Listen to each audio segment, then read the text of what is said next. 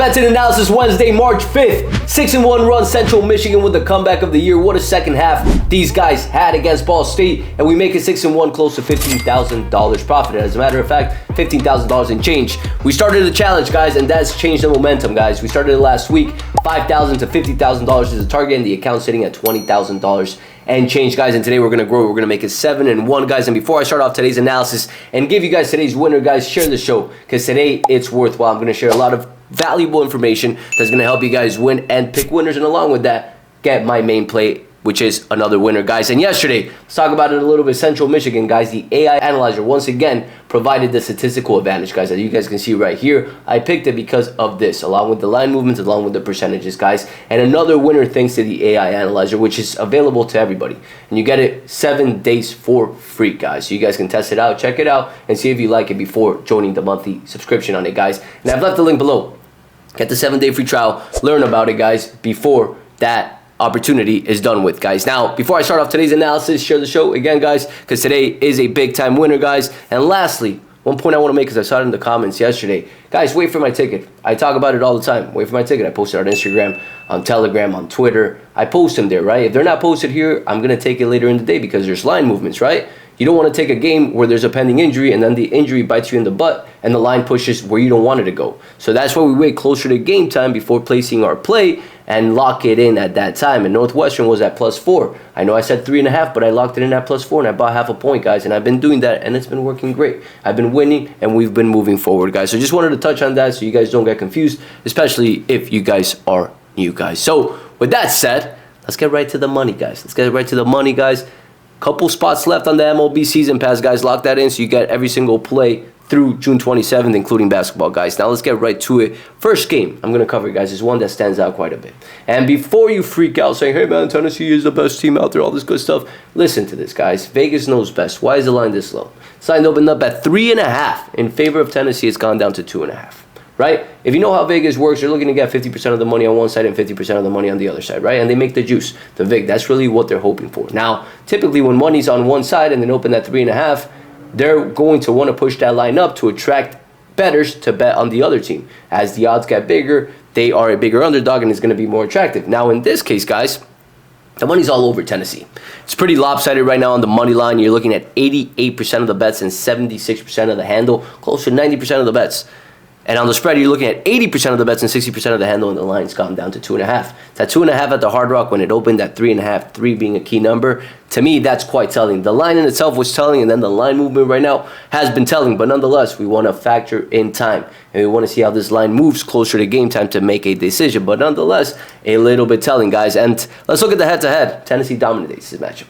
9-1, guys. The last 4 years, they've dominated. The last time Ole Miss beat Tennessee was February 2nd, 2021, 4 years ago, guys. But typically Tennessee is a double-digit favorite, or at least close to a 10-point favorite, as you guys can see right here. The last few times where Ole Miss has been a dog like this, a short dog, they've A, covered or won, which is a telling line and something that you guys want to pay attention to. Now, let's look at the stats that matter, guys. Ole Miss right now, over the last 3, they are ahead in some of the key factors.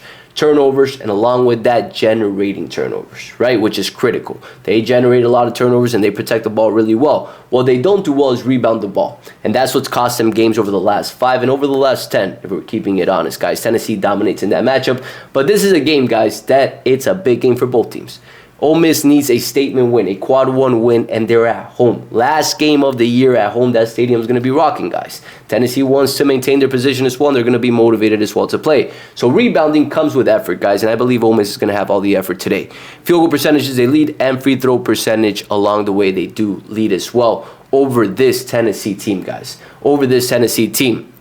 Lastly, I want to mention this because it's critical. The AI analyzer provides the stats for the last 3 games. Tennessee has had a bit of a tougher schedule over the last 3, so Mississippi State's stats might be a little bit more inflated because they faced not as tough opponents as Tennessee has. But nonetheless, guys, that's where I like to look at the home and away splits in teamrankings.com, guys. And offensively, Ole Miss has been dominant at home compared to Tennessee away, guys. Along with that, too, in the turnover side of things, like I mentioned before, they are better at turnovering the ball and generating more turnovers. The rebounding sector is where they do not thrive too much against Tennessee, guys, and in general, they have not been thriving. So rebounding, it comes with effort, and I believe that effort is going to come into play today with the home crowd on their back, and this being a game they need to win, guys. I love Ole Miss, guys. Not going to lock it in yet. Remember, wait for my ticket before placing your bet, guys, because I have it at 2.5 right now. I might buy it up to 3.5.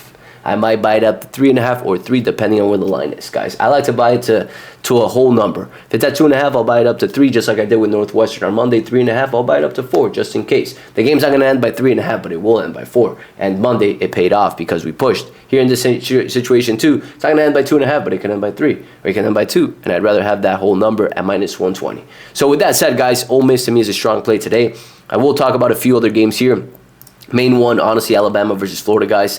This line has pushed up to 3.5 in favor of Alabama. Alabama is attracting more money right now. By no means is it lopsided, but they are attracting a little bit more of the money compared to Florida. Now, one thing that stands out in this situation, guys, is Alabama's dominance in the key factors. The key factors where Florida leads are turnovers, which is protecting the ball, guys, and offensive rebounding. And the offensive rebounding stats are pretty big, guys. Florida ranked at 9th over the last 3 compared to Alabama at 111th, guys, which is going to be a big part of this game.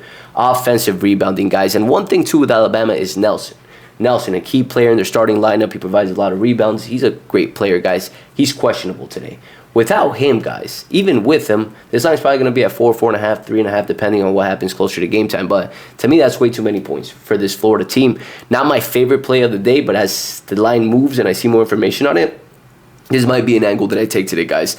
Those are the 2 plays that I really see for today, that I really like. NBA, honestly, I don't like too many games regarding NBA, guys. So that's it for today, guys. I will be posting that ticket closer to game time on my page at AF Sports, the Instagram. Follow it. Twitter and Telegram, guys. All the links are below, so you guys get to access them and get the ticket, guys.